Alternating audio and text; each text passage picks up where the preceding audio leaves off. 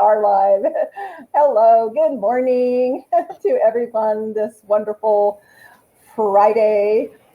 Oh my gosh, we're at the end of the month. Can you believe I know. it? I hope that all of you have not done resolutions, because they don't work. You set yourself up for failure, but got to focus on where you want to show up this year better and be a better version of who you are for you, your friends, your family, your relationships, your work, everything. I know I'm there. A couple more days, but I'm there. I'm working on it. My guest, excuse me, today is Erica Ann Beyer. I know she doesn't usually put the Ann in there, but I love that middle name. And Erica is a very successful realtor here in the Houston area. Her and I, funny enough, we were chatting before the show. We've done several projects together, model homes, as well as semi-quasi-occupied, etc. But we've never met in person. But thank you, Zoom, for allowing us to, and other digital connections, because we're all digitally addicted, really. Thanks, COVID. Right? Yeah, so it's COVID. But that's the good thing. I always try to look for the silver lining, and that is the silver lining that we've been able to connect, with other people in groups, one-on-one, et cetera, via Zoom. So without further ado, Erica, share with us a little bit about you, like how you got into the real estate business, and then just briefly tell me how you navigate. We touched this with my last guest, but I always like another perspective, is how you, as a married mom, but a mom, navigate and make that all work with a 7 and a 5-year-old. What are some tips that you can share with our audience on that? And then we're going to dive into your perspective on the market for 2022, and specifically your niche, which is new construction. So stay tuned if you're looking to buy or sell a new home, particularly because that's Erica's specialty, and there are nuances that most of the public, quite honestly, are not aware of. No. So Erica, you've got the floor. Welcome. So I'm Erica Ann Beyer, and I joke with my husband that I married him for his last name. Do you use that as your tagline? Yeah, I'm selling. So my tagline is selling the American dream, and I capitalize Erica in America. One buyer, and I spell out my last name. One buyer at a time. One buyer or seller at a time. Oh my God, you even integrated the Erica into America. Wow, but who knows? You may branch out internationally. I'm actually getting my license in Florida. I'm for second homes. Awesome. Well, that's part of America. I had one guest on who actually sells internationally, South America and so forth. So, Florida's a hot market, huh? It's crazy over there. Especially for second homes. It's insane. But so is Houston. So I am. So tell us how you got in real estate. Did you come from oil and gas? I came from construction. So hence why I went into new construction. Very good. So I was in segue background. Yeah. So I was basically like a junior project manager at a construction company, general contractor. For about a dozen years. My mother was a realtor, so I felt like it was always something I wanted to do. I grew up in her office. She worked for First United. I don't even know if they're around anymore. But so did she take you to open houses and stuff like that? She would take me to open houses. She would take me on like showings. She would take me in the office. And I love it. Like I could geek out on real estate all day long. It's crazy. It's a dynamic industry, isn't it? There are so many pieces and parts to it. I came from IT, which was very complex in a whole nother level, but really disconnected to people. So I got out of IT going, I need to be where I'm helping people. I'm connected with people and can make a difference in their next journey. And really that's what you do as a realtor. And you're really a puzzle master, because there are so many pieces to the puzzle to navigate. There are. And, there's all these other companies that are coming in with the iBuyers and stuff. And honestly, you need that human touch. Like you need a human. I mean, there's so many times where we call customer service or whatever, and I'm trying to push every number to get to a human being so I can tell them my story, because it's even more frustrating than ever now, isn't it? It's just like, wow. So, a lot of people, and, we talked about new construction. That's what I kind of specialize in, because my background was in construction, and I just love putting together the whole selling and building and seeing your stuff on paper and then come into the real life. And it's this wonderful home. That's awesome. And as you know, I came from the builder world. Oops, I happened to my screen. I came from the builder world as an account manager. I managed communities and sometimes sell out communities, et cetera. Many people, as we discussed before the show, don't think that they need a realtor when they're buying new construction, whether it's a spec or inventory already built home, or it's building from the ground up. And I think there's opportunity for a great learning curve here to educate folks on that. So here's some of the questions I think that are in mind. Well, why do I need a realtor, and is that going to cost me money? And doesn't there's this account manager like I was on site that's going to help me? So why would I need you, Erica? I feel like you need someone on your side and in your corner. Builders are the sales consultants. No offense, Kat, are on the sales side. They're on the builder side. They absolutely. And, in the language of real estate, they have a fiduciary relationship with the builder. So what does that mean? They're going to help you. Mm-hmm. They're going to give you information, what lots are available, what options are available, what incentives are available. But they are not going to offer up information that a savvy realtor may know, and that is, what's the best time of the month for this particular company? Are they fiscal or non-fiscal when they need to move inventory off their books? November. That's a key element. Not for every. Some of them, their fiscal is another year, but for many of them, yes, it's November, and it's those nuances that can help you navigate and negotiate, have your realtor negotiate that information. We all know information is power. 100%. And knowledge is power. And that's completely what I go on. Like, I want to find out everything, like a little bit about everything.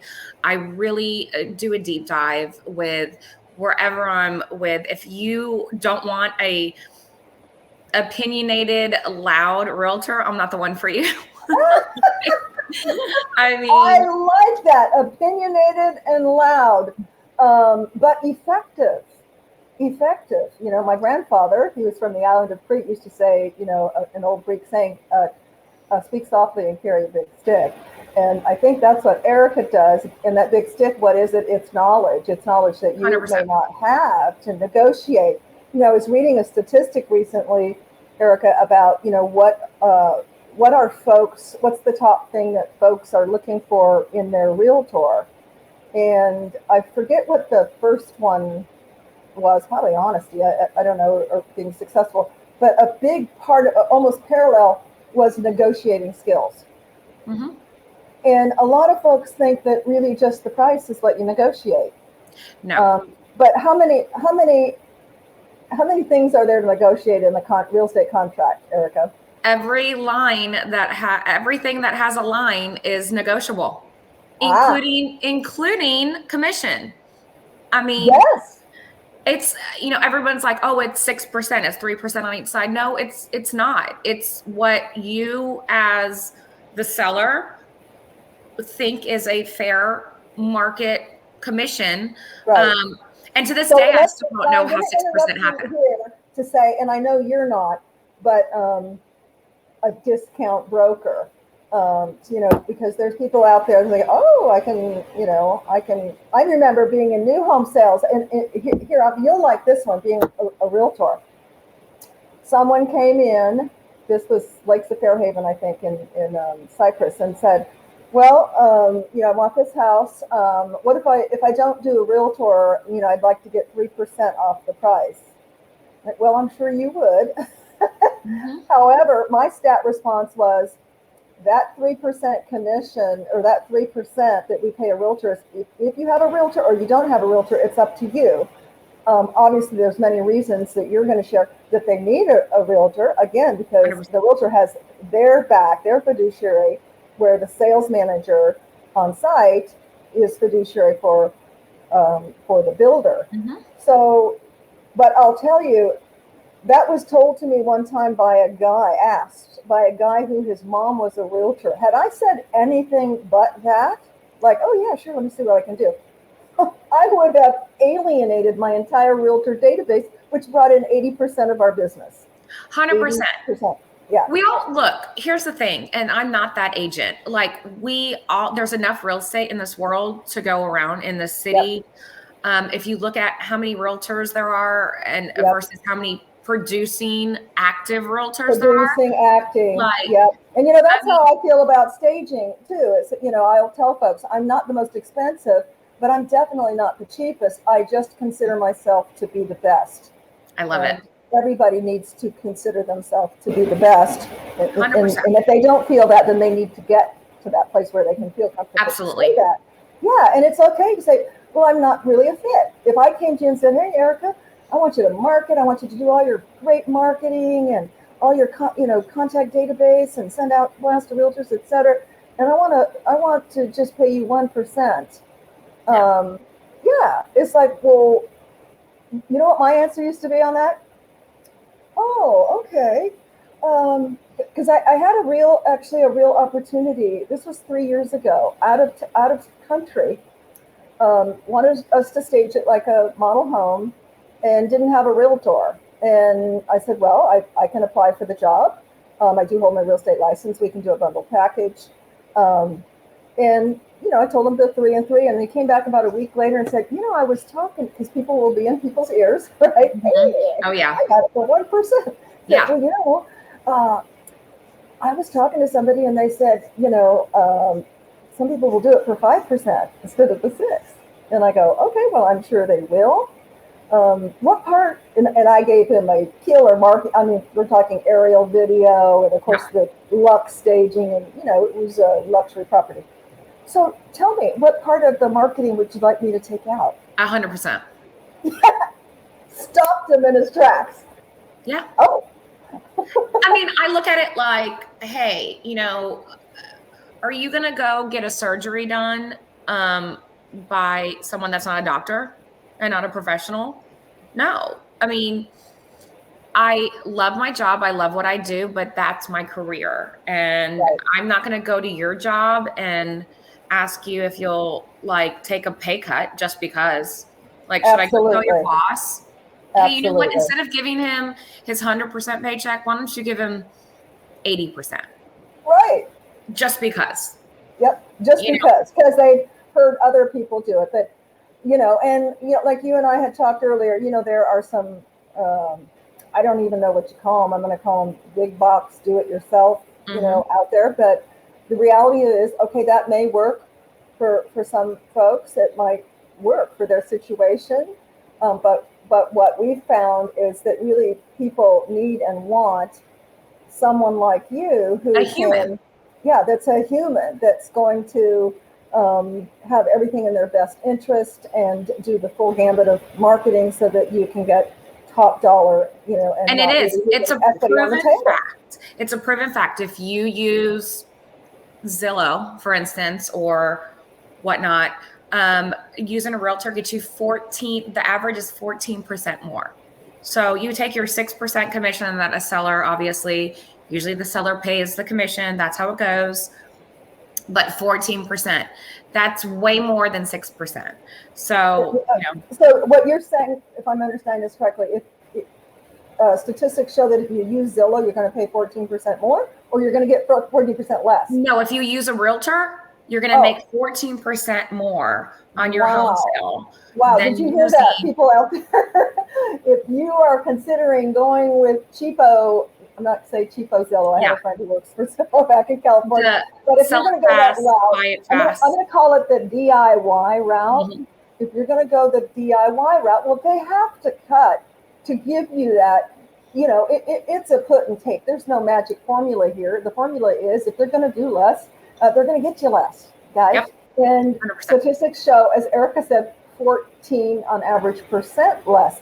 Well, what does that mean? I'll have a calculator. I mean, for just, let's say, a $250,000 home, you're looking at least what, 15 grand or something? Yeah. I mean, close to that? yeah. So you're at. That's a lot of popcorn. Mm-hmm. Yeah. Yeah. Yeah, that's huge. So, I mean, you really, I think everybody needs to understand that a realtor in your corner is the way to go.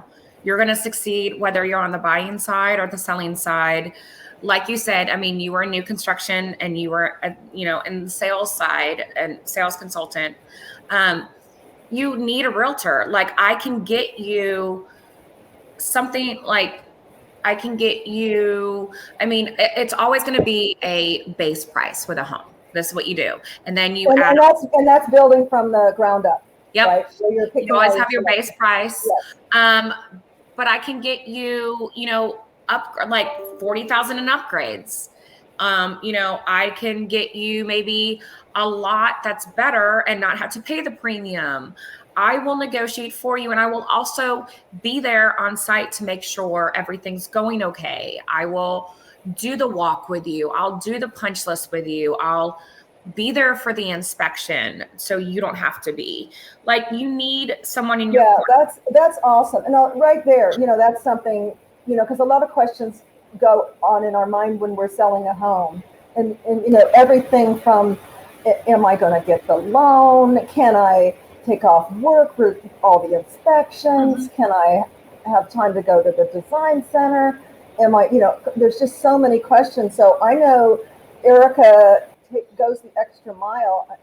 I don't know that every realtor does that, has time for that, or maybe if they have a big team, they have an assistant. But yeah, but that's what I'm saying. I think that's one thing that really sets you apart. And personally, me working with you, Erica, I can tell your attention to detail. Because I'm a firm believer, and I've said this before, how we do one thing is how we do everything. 100%. And so, I was just talking to one of my assistants who are looking for some muscle for some of our smaller transit stages. And I said, and I did this for her like 3 years ago, when I post it, I'll give a simple instruction. Well, that sounds good. What I'd like you to do is send me an email with this, this, and this. Or this and this. Or just send me an email with your resume, or, whatever. And if that doesn't happen, it's like, next, please. You're not following the most simple of instructions, and it tells me subliminally and overtly that you're not going to be a good fit for this team because you can't follow instructions. 100%. 100%. Yeah. So I applaud you for going to extra effort to do that, because it can be scary. But I think that, the biggest thing that we can't say enough is you're buying either building from scratch, which can be daunting to folks. 100%. Anyway, picking all the parts and pieces. I mean, many builders have design consultants that can help them and walk them through the backsplash and the flooring and the this and that, so they don't make huge mistakes. But I'm going to tell you, as being on that end, we've had to flip some spec homes that somebody let them put in stuff that missed the mark, right? Mm-hmm. It missed the mark.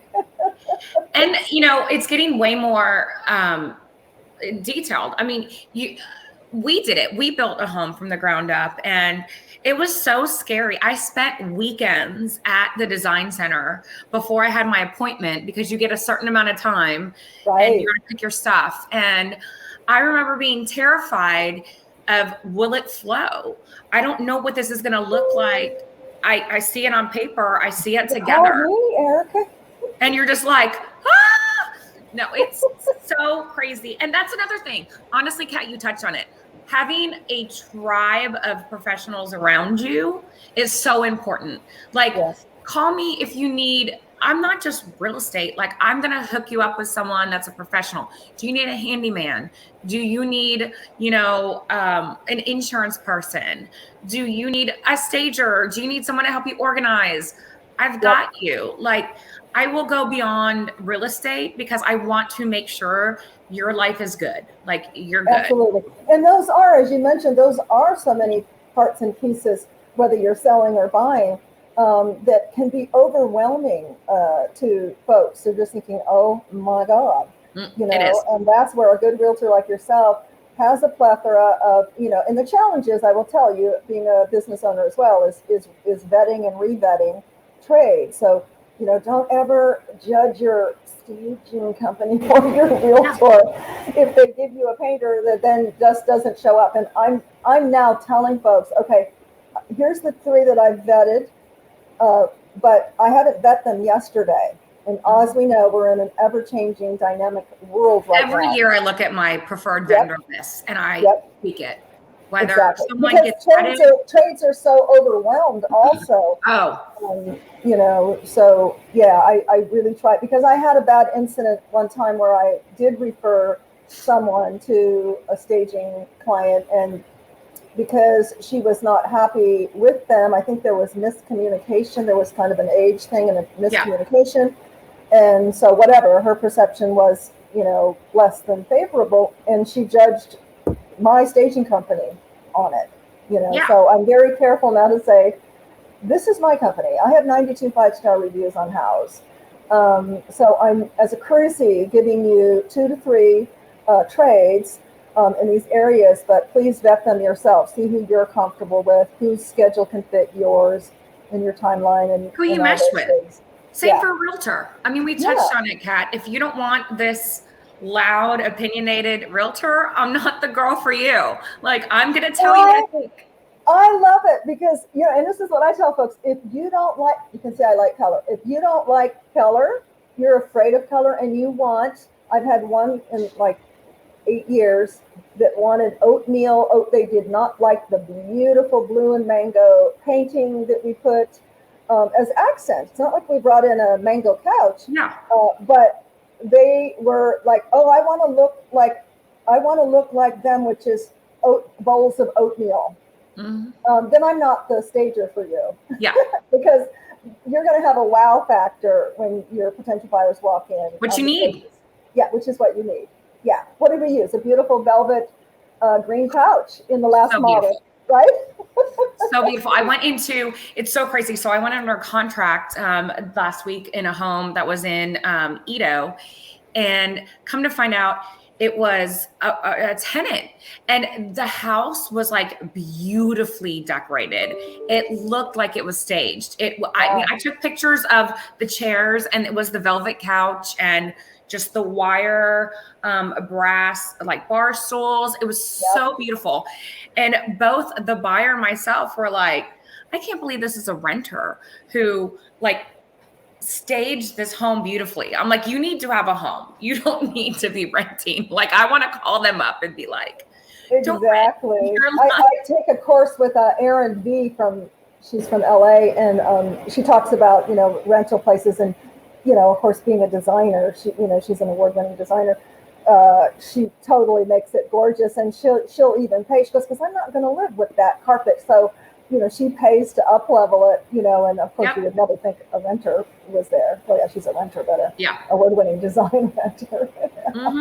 Oh yeah, so, I swear. Like, and it's okay if you're a business owner out there, no matter really what you're selling or representing, service, products, goods, to tell folks, in a nice way, don't to be offended, is that, it looks like we're not a good fit. 100%.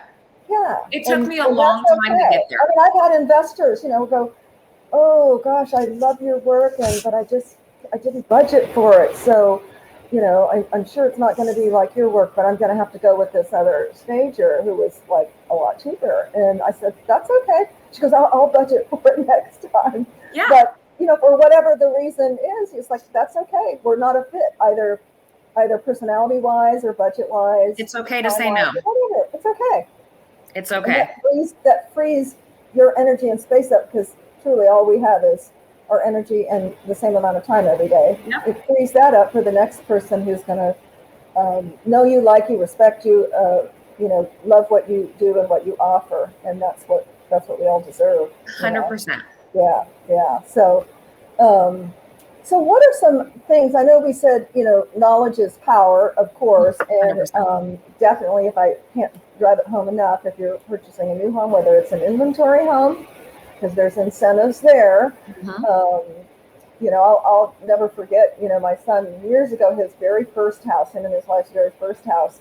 He was in California, but I said, look, son, you need to go back. Here's what you need, what you need to do. It's like I just told my daughter, you're never in as much of a power position as when someone's offering you a new job. Mm-hmm. So keep that in mind. Yeah. And ask for the most. Yeah. And go down from there. Yeah, and go down from there. And ask it all up front. Honestly, when I'm representing a buyer, I'm like, we're going to ask for it all up front, because the worst thing they could do is say no. But guess what? They might say yes. Yep. Yep. It's no different. Years ago when I was, I'm not even going to say what business, it would truly date me, but I had to get through gatekeepers. And I would always ask for the top, getting through the secretary. I need to speak to the president or the CEO. I can go down from there. But yeah. Let's start at the top, Exactly. But, because all they can say is no. But if you don't ask, it's not going to happen. So in this case, I don't know how many years ago it was, my son and daughter-in-law bought this townhome, and I said, go in there. I want you to ask for new flooring, a backsplash. They got everything. They asked for 100%. And you know what? It doesn't hurt to ask. It doesn't cost you anything. And you know what? You might get. I'm 100. So a lot of new homes, like purchasing here in Houston, is first-time home buyers. I try and tell people, if you're a first-time home buyer, I kind of want you to focus a little bit on new construction, because it eases them into home ownership. They have the warranty, everything's new. They don't need to worry about, is my roof gonna come down? Is my AC gonna not be working? But no, I'm like, look, with new construction, I want you to basically be turnkey and have to bring your furniture and your clothes. So I always, always, always ask for blinds, fridge. And I'm like, I can get you the blinds and fridge, even if I have to do something to make it happen. Right. I was like, I will get you blinds and fridges. I said, and I will try really hard to get you a washer and dryer. They'll probably be very entry-level basic, but your clothes will be washed. But a lot of the big box, I'm not going to mention names, but a lot of big box, right, are doing that. I'm just going to say EIEIO, but throwing everything in. And then there's some small, and I'm not going to name names, that are very rigid on, like, just what you see is what you get. They don't do any negotiating. And that's, again, where, it's where a realtor comes in handy, because I can get you that, even though the builder has told you I will not. My best friend bought a new construction home, met with the builder, and they said, I will not give you the fridge or the blinds or any of that. I got her the fridge, the blinds, and a washer and dryer. That's why you have a realtor. We negotiate. That's our job. A realtor who's not afraid to negotiate. And that is key. Don't think for a minute that every realtor is like Erica and does know how to negotiate, because, it is what it is. Today, so many people are going, oh, wow, the market's great. I'm going to get my license and make $1 million. And even really, honestly, Erica, before that, the statistics that I read said that 80% of realtors were part-time. So that means they're holding another job. And, I remember back in California when I was selling real estate in California, and, trying to make a deal happen. And the realtor was on, she was a lunch monitor at a school, and I can't get answers from her. And it was like, I'm pulling out my hair, because you're responsible, even if whoever else on the other end of the deal is not. You can't be part-time. I hate to say it, I'm 24/7. Thank God my husband is understanding of that, because I have a business coach, and I'm trying to learn a little bit of boundaries now that I've been in this a while. But if you're out there and you're a realtor and you are working part-time, we're not criticizing that. It's just hard to play full out. If you're doing, maybe 4 transactions a year, someone at church, someone family member, someone at work, or so forth and so forth, you can navigate that, okay, but to be full-time and not have the time to do full-time, that's, it's hard. And only what that breaking point is, 100%. To where you need help or you can't do it, holding down another job. But Yeah, just like you said, I mean, that's great if you kind of want to do it for friends and family and whatnot, but that's how I make my living. And so right. I am, you know, I try and do, the 8 to 5-ish, but reality of it is that's where when my clients are working. So guess Right. what? I'm working on the weekends. I'm working in the evenings most Yep. because that's when y'all as my clients have time to talk and have Yep. time to sit down and review Right. things and respond to emails and all that. Right. I'm sure you just have to set your boundaries so you don't have crazy clients calling you at, thinking they can call you at 9 or 10 o'clock at night or whatever. You have a family too. Nothing's going to happen after 6. The banks are closed. Good. Okay, good. So I'm glad you do have your boundaries there because, nobody would think to call a doctor or call a professional. But even you're a professional, you're a real estate professional. And so, I think people need to realize that. And the nice thing being a realtor and working for yourself is you can gently and kindly fire someone. Yes. If you need to, and I'm sure you have in your career. I have. Or another. So we're going to go over just a little bit, but I think it's important. Share with us what you're seeing in the market, what you're seeing, right now, maybe that trending that is different than last year, and feel free to do some projections on what you see coming. So the market is getting hotter. I was just in a multiple offer situation last week. I think, it's a little slow in December, January. Everyone's coming off the holidays, getting into the holidays, doing their taxes, end of the year, all that stuff. But it's slowly upticking. All the lenders I talk to are like, I'm getting busier over the last few weeks. The stuff's staying on the market less. Rates are hovering around 3.5%. Wow. They are probably not going to, I think it's going to be in the 3s for the rest of the year. I don't think it's going to be like 4, 5 or whatnot. But they're going to, people are like, when is a good time to buy? I'm like, well, a year ago when it was like 2.25, like that's when you so look in your rear view mirror. Yeah. And you know what? That's always been, even pre-COVID conundrum and all that, is when's the best time, yesterday. Yeah. Because that's the nature of real estate. You got to look at it though, at 3.5%, that's still historically low. I mean, I bought a house 10 years ago and I think I was at 8.5%. I mean, I bought a house in the 80s. I paid 13. Yeah, exactly. Like our parents, they all were doing 12, 15. I mean, just crazy percentage. So it's still historically low. We cannot keep up with demand. Reality of it is everybody wants to move into this great state of Texas. I love it. God bless it. But we can't keep up. So prices. It is a melting pot, because, and I come from Southern California. We've been here for 20 some years now. I tell folks, if you've seen 1 or 2 summers, you're a Texan. Yeah. You've survived. Yeah. Houstonian people. And didn't melt. Yeah, you didn't melt like the witch in the Wizard of Oz. But it's been, the market has been unlike other markets. And we saw a house we bought, our last house that we bought for like 400, sold it for 600, saw it go up to 900, then it dropped down. Just other markets are like a roller coaster, where Texas, you're not going to make bang equity instantly, but the market has historically been like this. 100%. I mean, we're not California. That's the whole thing that I tell people. It's still, I mean, it might not be affordable for everybody. It's still affordable housing. Like the average house is $350, where, you go to California and it's a little bungalow for $1 million. It's crazy. We're getting so many people moving to Texas for a lot of reasons. And, we can't keep up with it. Materials are still very hard to come by, and it's starting to get hard again. So construction, let's talk a little bit about that in terms of the market, because in light of that statement that you made, I forget which builder I was talking to that said, where it used to take us, 4 or 5 months, it's taking 8, 9 months for completion. Are you seeing that? Months. Some of the big builders are doing 9 to 12 month contracts.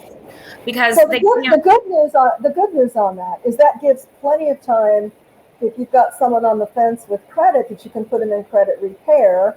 And so if you're out there with questionable credit and think, oh, I can't buy a house, get into a house now. Call Erica, find out how you can It's build never too your early home to from start. scratch. That's right, because they'll put you. All the builders have credit repair programs. They'll walk you through exactly what you need to do, and you definitely, probably in 6 months to 7 months, will have the credit you need to get great rates before you close on your home in 9 to 12 months. So that's a good thing. Yes, 100%. So I mean, I have developments that are literally, I've talked to, the broker, and they're like, we're at a standstill because we can't get material. So we can't move on to the next thing. And Wow. we think it's going to be end of March, but it might be later. I tell So everybody that buys a home, I tell yeah, all my clients, I'm like, if you're building it or it's like in the early building stages, whatever the builder tells you, I need you to have a 60-day plan B. I need you to have a 60-day plan B. You don't know what's going to happen. Most likely, I can almost guarantee you it's not going to close on that date. so I But like that, Erica. You're setting the expectations, because the worst mhm. thing you can do is to overpromise and underdeliver. And knowing the market, knowing the supply chain issues, et cetera. I have to set expectations myself. I have a new design client from Australia who, wants me to furnish her, going to do everything remotely, furnish her space for her to make the transition. And I have to let her know that, the supply chain has been severely hindered. So if you're okay and you want to buy furniture that's been gently, really just staged from my warehouse, that can circumvent that. I do have some items I'm willing to give up. Yep. Not a lot, because I can't replace it. Yeah.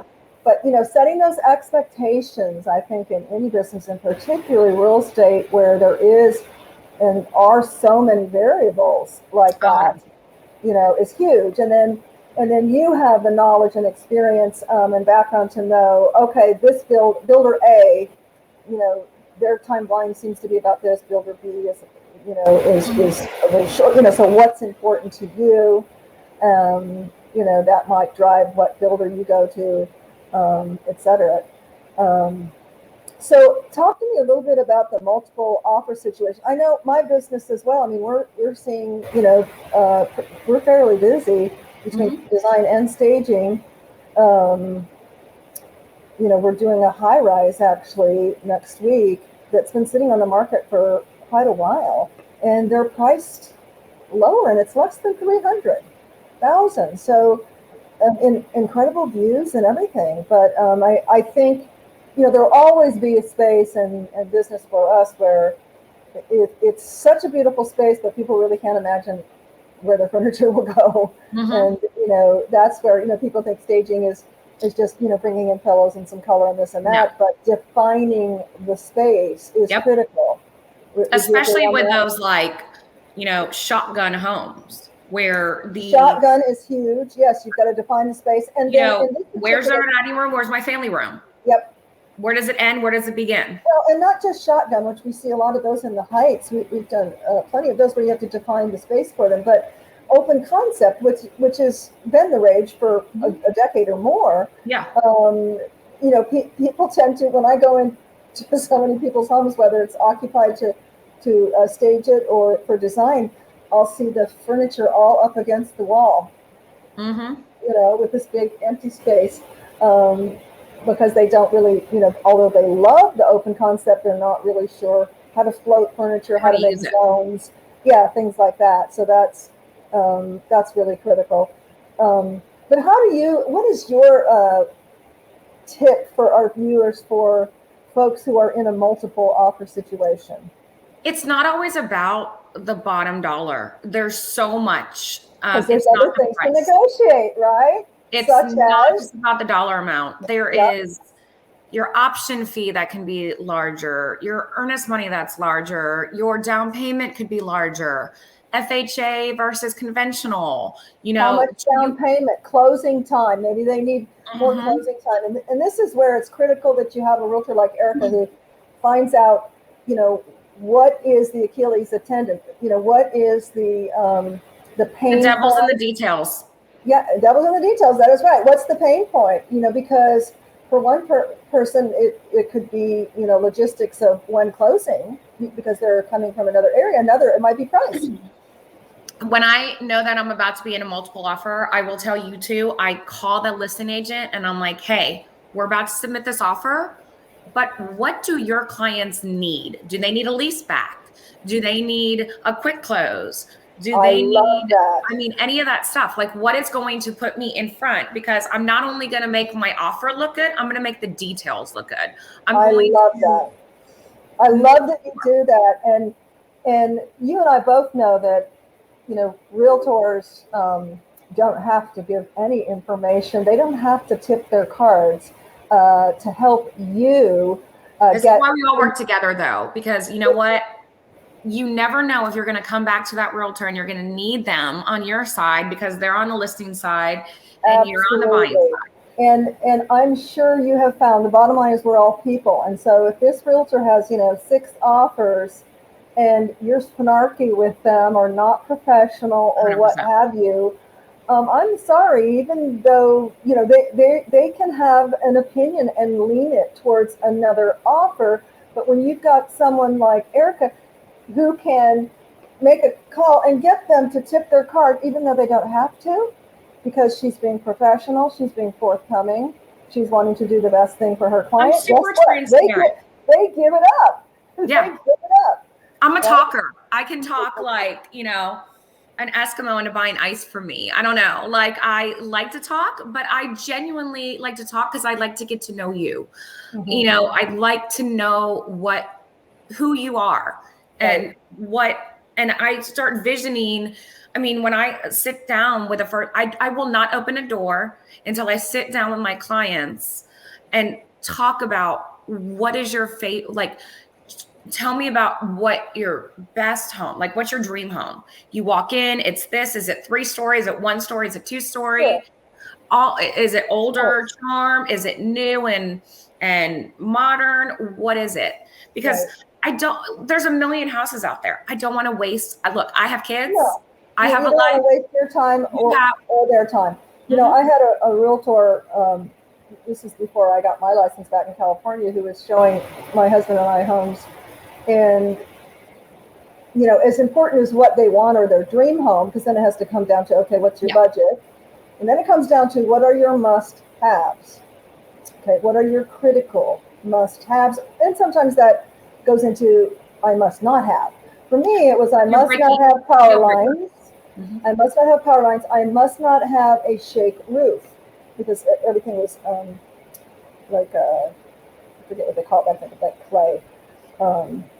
And she clearly didn't listen to me and I was furious because she's taking me out to see homes that I clearly told her I didn't want that kind of a roof. Mm-hmm. And so, after a few homes, we fired her completely. Now, that's not to say some people, as you know, I'm going to say, you could call it lying, but it's really not. It's they change their mind. I had a lady who, she gave me her must-haves, but then you find out very quickly the first few homes that, now she's added a double oven. That is a must-have, double oven. But she didn't know it. She didn't know it that time. You pick up on it. You absolutely 100% pick up on it, and you store that information and you get down to the nitty-gritty and I have no problem telling my clients, if I'm on the wrong track, you stop me and say, Erica, you're not listening to me. Right. This isn't what I want. This isn't whatever. Great. Let's go back to the drawing board and figure out where I love that. And we're going to wrap up with that because I think, that is what I call the big C, and that's communication. And I believe you can never over communicate. No. Right? I mean, people can tell you that, but I think too many people under communicate. They don't say what's on their mind. They don't gather the information like you do. And that's where you set yourself up with disappointment because there's not enough communication going on. So I love that you over communicate to really, peel back the layers of the onion so everybody can maximize their time and, and you're happy. Yeah, exactly. And they can get the home of their dreams and and sell their current home for top dollar. That's what it's all about. So how would somebody get a hold of you if they'd like to chat with you? You can email me at realtor Erica, ERICA, Beyer, BEYER, at gmail.com, or you can call me or text me at 832-275-0425. And awesome. I would love and what areas do you work, just so our viewers I feel like the new loop is the Beltway.